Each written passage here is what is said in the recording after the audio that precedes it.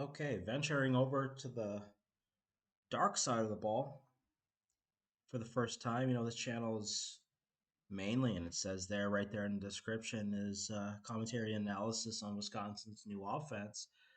But to be a good head coach, you have to have a solid knowledge of both sides of the ball.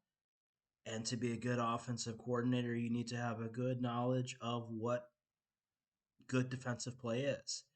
Uh, I've been in this game a long time, so I know defense when I see it, and I figure we can go through this game a little bit and see if we can see some things. I'm going to be focusing a little bit more on technique than necessarily play calling, alignment, stuff like that. That is a whole nother debate. Um, point out things as we go, but I'm going to be focusing more on the techniques. Now, I will say this. Um, every defensive coach teaches stuff differently, just like with offense. So just like when I say I'm not in the quarterback room, I'm not in the offensive meetings, so I don't know exactly how they're teaching the things. It's going to be the same thing here. Um, I'm just going to try to point out what I see that's noticeable and give you some coaching points and some keys from my point of view. So we'll see how it goes. All right, so here we go. First out, they come out in their 2-4 personnel. Okay, rotating down with the motion. We notice here that the high safety just rotates across. He doesn't come down. He doesn't rotate with. So they would probably be rotating to probably some form of cover 3 on this side if it was coverage. All right. Dead play anyways. So 1st and 15. Okay, and 3-4 personnel here. All right, so let's look at the run fit. Down blocks, not bad. I think Chaney, depending on how we see the fit coming from out here, I think Chaney might have bumped a gap too far in on this, because we end up in a situation where, I mean, he fills a gap, but maybe he keeps it outside and lets the third level plugger get there.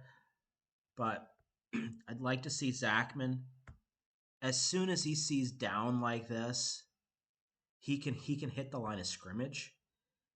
He squeezes, but I want to see him on the line of scrimmage, because that takes away a little bit of that bounce out. All right, 2nd down. Okay, a lot of movement here. Okay, that's pretty good. Let's see how we look in our run fits. Okay, Muma come downhill, striking the puller. That's really good. Okay, pull, get downhill. I'd like to see Chaney scraping a little bit more down instead of laterally to start. A little bit more, not bad. But Muma sells this, or sets this really good. Getz could get better here, and I'd like to see him wrong arm. Dip the outside shoulder instead of giving him the inside. Dip the outside so you can deflect that puller off of you. All right, 3rd and 8.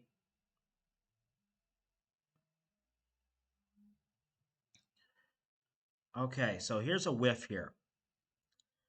Okay, so this, when you have a QB that leaves the pocket, the important thing to understand how we take this is what the rules are. And usually in the way that I do it is whoever the flat defender is in charge of the QB if the QB breaks the pocket. So if we were in zone, if they were playing cover 3 out here, quarter, half, trips adjustment cover 3, then our nickel here would be the QB contain. Okay, QB breaks the pocket, he comes downhill. Inside linebacker would drop over the top and take his pass zone. Since we are in man here, straight man, the flat defender becomes our hook to curl, or the way that we say the progression in my system is seam curl flat. So reads pass, dropping to the apex of the seam is our initial angle. We widen and then we come downhill if we see it sooner. Okay, where Cheney gets himself out of position here, I think he widens. He's in good position, and he turns too far inside to come downhill. And he also kind of gets out of position here, trying to run around Daryl Peterson. Peterson doesn't do anything bad here. He controls it. But they create a cutback lane, and there's nobody to fill this gap. So in a case like this, I mean, do we consider Daryl Peterson the flat defender and let him contain the quarterback? Especially there, he's got him contained. So Cheney should, if anything, attack the gap right here. It's hard, though. He's in a really precarious position because when he makes the decision to come upfield, okay, Daryl Peterson's inside. So there's not much he can do there, excuse me, that can avoid what ends up happening.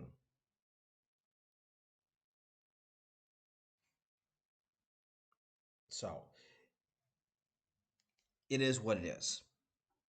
And contain on Altmaier became an issue all day.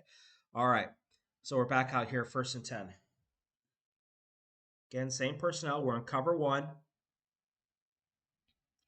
Hey, this is really good ball placement. There's not much Alexander Smith can do on a back shoulder ball like this. Now, he's still a little bit too high on him. Like he's over the top of the receiver. So, I mean, this is how they convert balls like this. You know, we read the leverage, get to the landmark, and up and over or back shoulder. And there's nothing that Latu could do to help, nothing inside could do. You know, that's good ball placement, good route. But Alexander could maybe help himself out a little bit and run a little more at his hip instead of above him. Okay. Next play here. Again, same personnel. Let's look at the run fit. Not great. Okay. So let's look at the front half of the run fit. Okay. So Cheney here is reading this double team right here. As soon as his guard's butt turns out, he should be looking to come downhill right here. Muma is reading the same thing. Okay, he's reading here. He sees down, this gap closes. He can look to run over the top because this backside B gap, or I guess that would be the C gap, because he's reading in here. He's reading the guard. So he's here. That's going to be taken away. We bounce. Latu should be able to fit there. And what Cheney does is he chases it inside. So we get right here, he should be coming downhill. Downhill right here. Downhill right here at the center and blow this up right here. Instead, he cuts it inside and the ball goes right where he should have fit. Boom, right there. And they end up getting gashed. All right, 3-4 personnel. Okay, same. What do we got? GT counter. GH counter. That big tight end. Okay, let's see how we fit it. Not bad. Okay, again, front half. We get down blocks. We fill. Okay, good position. We stun the puller. We give him a wrong arm to either force him to cut back in, which it does, or force him to bounce high, which it doesn't. Okay. Hunter could be a little bit more aggressive, but good position, good tackle. I mean, again, that's a nitpick. I think this run fit actually hits pretty well. Defensive tackle's doing a pretty good job. All right, 2nd and 7. It's a big running back. Okay, movement. I sometimes get a little concerned when we get too much movement for such a little movement by the offense. Okay, so this is a conflict of assignment type of play, and this is why RPOs are really effective. So QB keep, split flow. Okay, so in plays like this, you really have to kind of determine game plan wise who is the bigger threat. Altmaier is going to prove to be a threat here later in the game. But coming out of this play, okay, first thing, Daryl Peterson, he squeezes, he forces, he shuffles, he forces the keep, which is good, but then he gets caught flat-footed when he actually does keep it. That's a bit of an issue. And that's kind of what springs this. If he's a little more active in his feet, so as soon as Altmaier keeps it, he can get vertical, then that's going to affect this throw. But instead, now he's in trail mode. And when he's in trail mode, he puts this safety here, Latu, I think, or is that Austin Brown?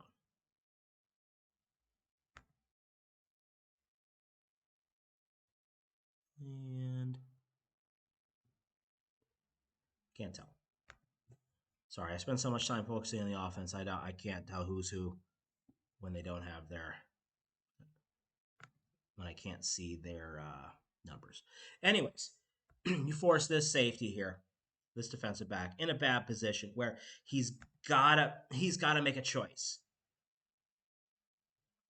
And at the end of the day, he makes the wrong choice, but it's just a choice he has to make when the outside linebacker needs to be the one to force Altmaier to make a choice.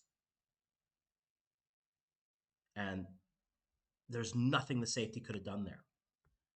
Because if he goes with the sniffer, Altmaier probably keeps it. He has a step on Daryl Peterson.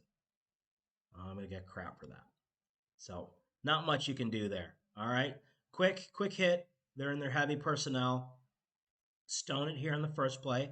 Not bad. Second down, same thing. Okay. And now we pull it and keep it. And this is just, again, formation. We talk about scheming receivers open. Condensed formation, trips formation. And essentially here, we're caught in a situation where we've got 3 eligibles over 2. 3 if we want to consider this outside linebacker. But let's be honest, he's sniffing in the box. I mean, he's not going to drop in coverage. He squeezes. And now we're in a 2-on-2 situation here where by the stacked release, it's going to create a pick. There's nothing Hunter can do here, and there's nothing the inside backer can do here. So we sell out for the inside run. They pull it. It's wide open. That's a good call. Really not much the defense can do there. All right, next drive. So we come out, again, 2-4 personnel, cover 1, outside zone. Okay, decent gain. Let's look at the run fit. Okay, so again, this is how I teach it. When I get outside zone action, play side backer, I'm working to get to the line of scrimmage. I'm working downhill, and I want to fit the first gap that opens up in here. Okay? Because if we read this like we read with the running back, we can fit the gap pretty easily. However, he has to be aware of the outside lane as well. And then the backside cut needs to come from the backside inside linebacker and the backside safety. Front half, we work here, and then safety works inside out to clean up. All right, so let's look at our fits from the inside linebackers. Okay, so look here, out for number 2, out for number 1. I'm expecting a cut right here. Okay, by the positioning of our linebackers at this point, I want to see Chaney here, and I want to see Muma hitting right there. Okay, let's see if we can hit it that way. And what ends up happening is Chaney gets too wide. And he needs to get downhill. Downhill. He's too lateral. He needs to hit the line of scrimmage. Oh, sorry, that's not. I'm sorry, that is Muma. Chaney's the backside. My bad. Again, I can't see numbers with this very clearly, at least at the beginning. So front half, inside linebacker, downhill, get there. Don't let this guard get to me on the second level. Backside, inside backer, fit in there before the center can climb to us. Okay, that's how we can fit that better. 2nd and 6. Okay, motion, split flow. Again, same thing that we had last time where we get so we get heavy squeeze, okay? This is probably, a formational thing by Petrowski. Where you get down, he's going to fit. I want to see, okay, Hunter's got to come downhill off of that. I don't think he's got any pass responsibility. So once he sees squeeze or he sees the zone block away, he needs to squeeze and get here. But that little bit of hesitation, okay, kind of kills us. And again, I don't like how we get caught up over here. And again, it's because we want to run straight man. I get it. And that's where we kind of had issues. Okay, we get lucky that we get a bad throw. Okay, next play. We lived to the next play. All right, empty. Okay, we're essentially in cover 0 here. Motion to 2x2 with the swing. So this is essentially a coverage indicator motion. So we're not really, don't treat this as empty. Treat this as 2x2 with the back flaring. And we're just running all curls.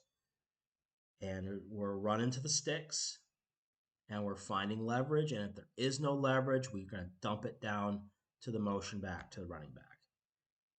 And when you're in, again, cover 0 or kind of like they're dropping out. I think what they're running here inside.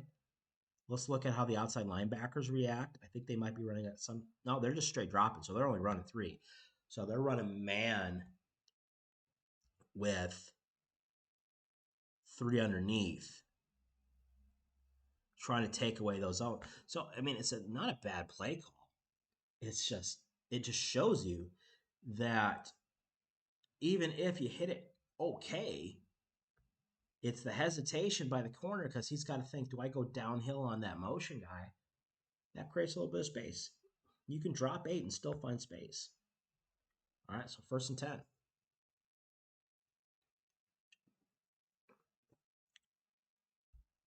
Okay, we're checking. We see something.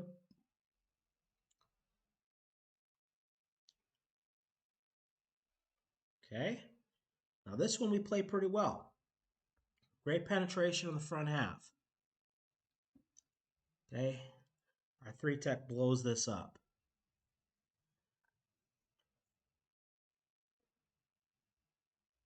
Okay, good job getting down low.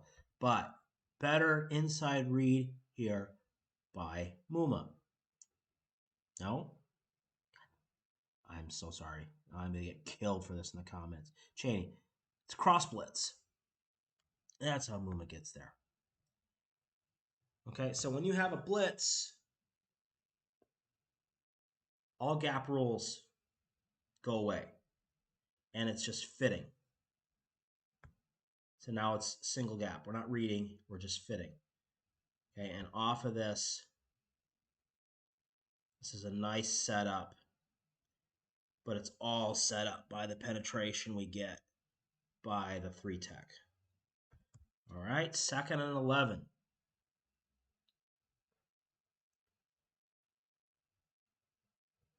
Okay, now this is better. Okay, out here, so gets, okay, better with the feet. See there, he steps in, but he keeps his feet buzzing. And he stays parallel to the line of scrimmage. So that allows him to press upfield when Altmaier keeps it. And then gives us time for Forkreen to be able to react and come downhill on the tight end and the flat. That's pretty good technique right there.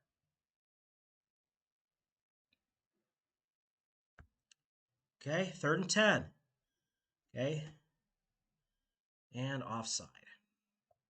It's good to see the mental mistakes on offense carry over to the defense. So the series should be over. Or 4-down territory. So we're just trying to time the cadence. Okay, this is the thing with clap cadences. You can really mess with the defense's head because you get them in a false sense of when the play is coming. When you're giving them visual stimuli instead of vocal stimuli. Now, I don't know if, like in my system, my center actually says go when he's snapping it. In that particular case, we have 7 different variations of clap cadences in my system. So I don't know if the center's saying anything. Can't really tell. But they just see the same thing over and over again, and you can catch them. Okay, and it's a pretty good time to go with a hard count or a hard cadence. All right, so now we got 3rd and 5. QB sweep. Okay, let's see how we fit it. Okay, so we're essentially setting up a little crack. This is pin and pull. So the motion guy, we're going to take care of the end. We're going to pull the tackle around. Running back's going to lead out. Okay, so when we get this pull action, play side linebacker, we want to get downhill. We want to meet it. We don't want to allow him to come out and turn the corner. We want to come downhill and meet it. Backside linebacker, we want to fit the get. We want to be coming downhill at his hip pocket. We're getting essentially outside zone here with the pull around. So we want to be getting downhill off of his hip pocket. And then we clean up. We squeeze here on the backside and we clean up from on top. Let's see what we get. Now, since they get the extra hat in the box with the running back, this is actually a hell of a block by him. He's a big boy. Okay, front side. Okay, not bad. Now, I mean, Muma gets out there. So he takes a pretty good angle. I'd like to see him work wider because he has help from Cheney coming from the backside. So he needs to set an edge. I think Cheney takes this a little deep. In my opinion, I want him coming. Essentially, I want the 2 inside backers to switch kind of roles here.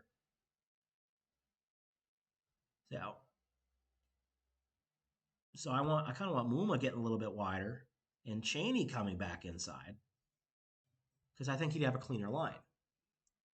But again, it could be different how they teach it. So the only thing that I would want to then say different if they teach it where Muma's supposed to be coming down the hill hitting that first level guy is to hit it under more control and make sure that he controls the outside shoulder and not the inside and not or head up basically as he gets hit. He just gets done straight up on him. Let's control that outside shoulder so then the ball carrier is forced to cut back. Okay, 4th and 1. Okay, it's a big stop. It's a big stop. Okay, so let's see how we do it. So again, got the heavy personnel. Okay, again, I'd like to see Peterson stay a little bit more square and just squeeze down the line instead of turning his shoulders and run. Because what you end up having is you have two players running on different planes. If you squeeze and keep your shoulders square, you might be able to get more body into it. So, but we made the stop, which is important. All right, I'm going to break up these defensive videos a little bit more. Again, just trying to get a little bit extra content out there. So we're just going to go quarter by quarter with the defensive series here. So we'll come back in the next video and look at the second quarter of Wisconsin versus Illinois from a defensive point of view.